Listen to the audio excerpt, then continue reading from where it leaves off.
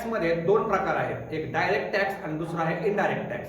या direct tax मध्ये आपल्याला एकूण 5 उत्पन्नाचे सोर्स आहेत. त्यामध्ये income from salary, income from business oblique professional, income from house property, income from capital gain आणि इन्कम फ्रॉम अदर सोर्सेस. तर आज आपण या लेक्चरमध्ये इन्कम फ्रॉम हाऊस प्रॉपर्टी बघणार आहोत. हाऊस प्रॉपर्टी म्हणजे काय की त्या मालकाला घराच्या भाड्यापासून मिळालेलं उत्पन्न. मग त्या हाऊस प्रॉपर्टी मध्ये पण एकूण 4 प्रकार आहेत. त्यातला पहिला प्रकार आहे सेल्फ ऑक्युपाइड फॉर रेसिडेंट. मालकानं स्वतःच्या वापरासाठी जर ती प्रॉपर्टी वापरली असेल तर त्याला सेल्फ ऑक्युपाइड म्हणतात आणि अशा प्रॉपर्टीवर त्याला इन्कम टॅक्स लागणार नाही. दुसरी प्रॉपर्टी आहे लेट आउट प्रॉपर्टी. मालकानं एखादी प्रॉपर्टी दुसऱ्या भाडेकरूला जर भाड्यानं दिली आणि त्याला तिथून मिळालेलं भाडं जे आहे ते टॅक्सेबल आहे, म्हणजे भाड्यानं दिलेल्या प्रॉपर्टीला म्हणतात लेट आउट प्रॉपर्टी. तिसरा प्रकार आहे deemed to be let out. यामध्ये when the person has occupied more than one house for his own resident purpose, only one house is treated as a self occupied and all house will be assumed a deemed let out. एखाद्या व्यक्तीकडे 2 ते 3 4 property असतील, त्यापैकी एक जर त्याने स्वतःसाठी वापरली असेल तर बाकीच्या जे प्रॉपर्टी आहेत त्या त्याच्या लेट आउट असणार, म्हणजे भाड्याने दिलेल्या असे गृहीत धरले जाणार त्या ठिकाणी. त्यानंतर property use for on business or profession. एखाद्या व्यक्तीची प्रॉपर्टी स्वतःची आहे पण ती प्रॉपर्टी त्यानं स्वतःसाठी न वापरता त्याच्या बिझनेस साठी वापरली असेल तर त्याला property use on business or profession म्हणतात. आणि ह्या अशा ओन स्वतःची प्रॉपर्टी आणि स्वतःचा बिझनेस असल्यामुळं अशा प्रॉपर्टीवर त्याला टॅक्स भरण्याची आवश्यकता नाही. त्यानंतर आपल्याला नेक्स्ट पॉइंट आहे properties are not chargeable to income tax. ह्या खालील प्रॉपर्टी आहेत ह्याच्यावर इन्कम टॅक्स लागणार नाही. त्यातली पहिली प्रॉपर्टी आहे इन्कम फ्रॉम फार्म हाऊस. एखाद्या व्यक्तीनं जर शेतामध्ये घर बांधलं असेल मग त्या शेताच्या घरापासून मिळालेलं उत्पन्न जे आहे त्याच्यावर त्याला इन्कम टॅक्स भरण्याची गरज नाही. Palace of an ex ruler, जे काय महाल आहे त्या महालावर देखील इन्कम टॅक्स बसणार नाही. त्यानंतर property income from local authority. ज्या काय ग्रामपंचायतीच्या इमारती आहेत, नगरपालिकेच्या इमारतीत आहेत, जिल्हा परिषदच्या इमारती आहेत, महानगरपालिकेची इमारत आहे, त्यापासून मिळणाऱ्या उत्पन्नावर देखील इन्कम टॅक्स लागणार नाही. Property income from an approved scientific research. एखाद्या रिसर्च साठी एखादी प्रॉपर्टी यूज असेल आणि त्या प्रॉपर्टी पासून जर काही इन्कम मिळत असेल तर त्या इन्कमवर देखील इन्कम टॅक्स भरण्याची गरज नाही. त्यानंतर property income from education institution and hospital.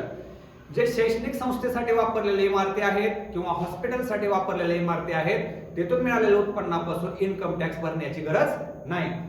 त्यानंतर property income of political party. एखादी पॉलिटिकल पार्टी आहे, त्यांचं ऑफिस आहे, तिथून मिळालेल्या प्रॉपर्टीच्या उत्पन्नावर देखील इन्कम टॅक्स लागणार नाही. त्यानंतर property held for charitable purpose. जे काय चॅरिटेबल, जे काय सामाजिक संस्थेसाठी जे प्रॉपर्टी यूज केलेली आहे आणि त्यापासून मिळालेले जे उत्पन्न आहे त्यावर देखील टॅक्स भरण्याची गरज नाही.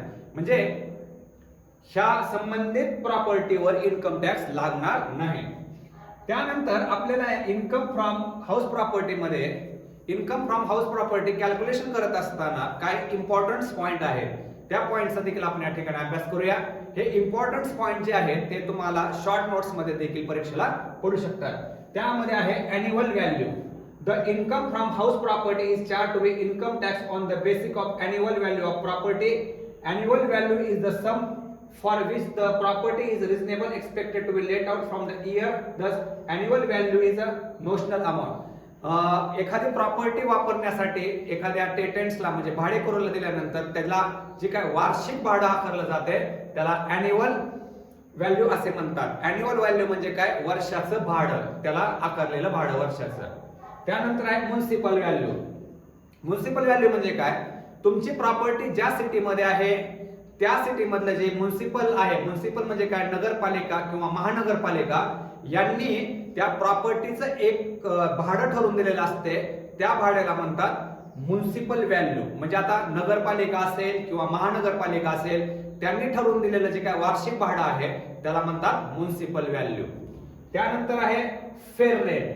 फेअर रेट म्हणजे काय, आपल्या शहरामध्ये एखादी प्रॉपर्टी आहे आपली आणि आपल्याच प्रॉपर्टी सारखी एक दुसरी प्रॉपर्टी आहे, ती त्या प्रॉपर्टीला किती भाडं घेत आहे आणि आपण आपल्या प्रॉपर्टीला किती भाडं घेत आहोत, त्याला त्यांची जी सांगड आपण लावतो त्यालाच काय म्हणतो आपण, फेअर रेंट. म्हणजे आपल्यासारख्या प्रॉपर्टीचं भाडं जे काय दुसऱ्या प्रॉपर्टीचं आहे, म्हणजे जे साम्य भाडं आहे त्यालाच काय म्हणतो आपण, फेअर रेंट व्हॅल्यू.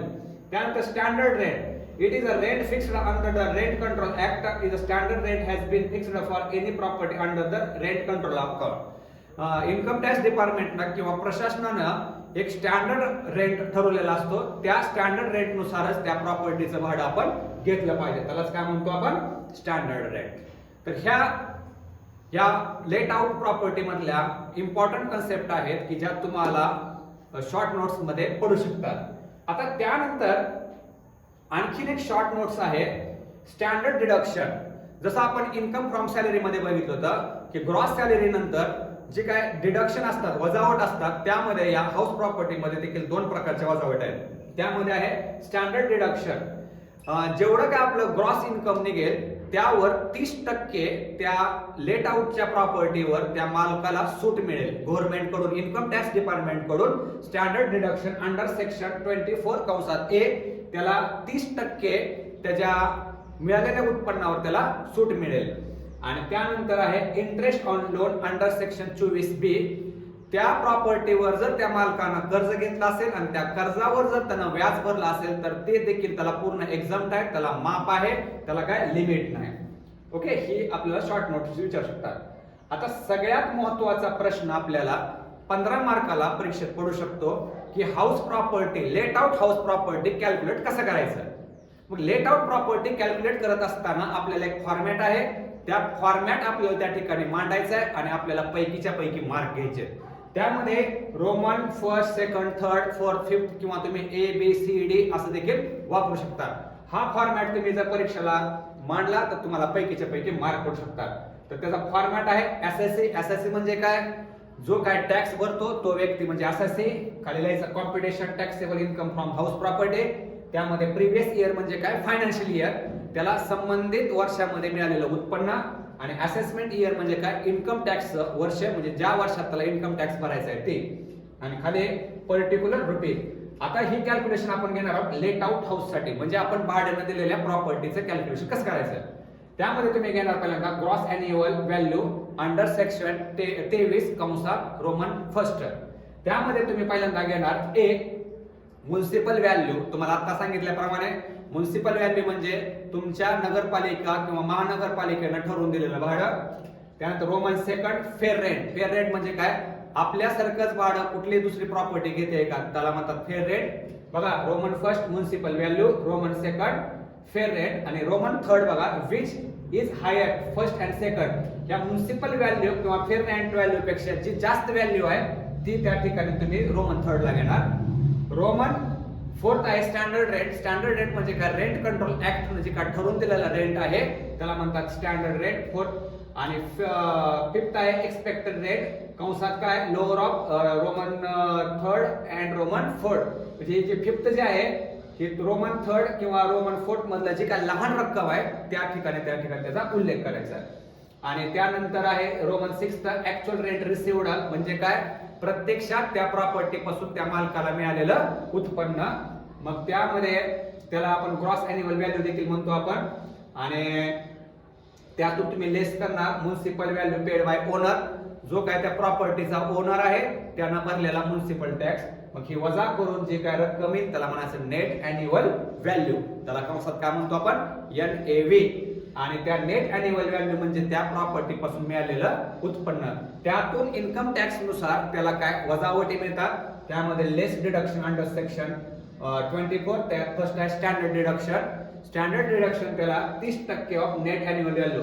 ही जी नेट अॅन्युअल व्हॅल्यू येते का त्याच्यावर त्याला 30% स्टँडर्ड डिडक्शन आहे. आणि रोमन सेकंड आहे इंटरेस्ट ऑन लोन. त्यानं त्या लेट आउट प्रॉपर्टीला भरलेलं व्याज देखील त्याला त्यातून एक्झम्प्ट आहे, त्याला सूट मिळणार आहे. मग ही वजा करून जी रक्कम येईल त्याला म्हणायचं taxable income from let out property. बघा बाळांनो, आपल्याला परीक्षेमध्ये हाऊस प्रॉपर्टी कॅल्क्युलेट कसं करायचं त्याचा फॉर्मॅट त्या ठिकाणी मांडायचा आहे. रक्कम टाकायची गरज नाही, त्या ठिकाणी तुम्ही 2-3 फुल्या मारू शकता. मग त्याचा फॉर्मॅट लक्षात ठेवा.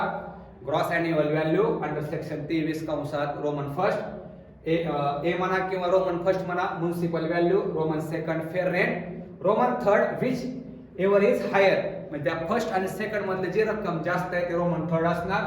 रोमन फोर्थ आहे स्टँडर्ड रेंट, रोमन फिफ्थ आहे एक्सपेक्टेड रेंट म्हणजेच काय रोमन थर्ड आणि रोमन फोर्थ मधली लहान रक्कम, आणि रोमन सिक्स्थ आहे ऍक्च्युअल रेंट रिसिव्ड. मग त्याला त्या सगळ्याला येणार उत्तराला म्हणणार तुम्ही ग्रॉस अॅन्युअल व्हॅल्यू, त्यातून लेस तुम्ही म्युनिसिपल व्हॅल्यू लेस करा आणि त्यातून जी काय रक्कम येईल त्याला नेट अॅन्युअल व्हॅल्यू म्हणा, त्यातून लेस डिडक्शन अंडर सेक्शन 24 त्यामध्ये standard deduction 30% of net annual value आणि Roman second interest on loan. ही झाली लेट आउट प्रॉपर्टीचा फॉर्मॅट.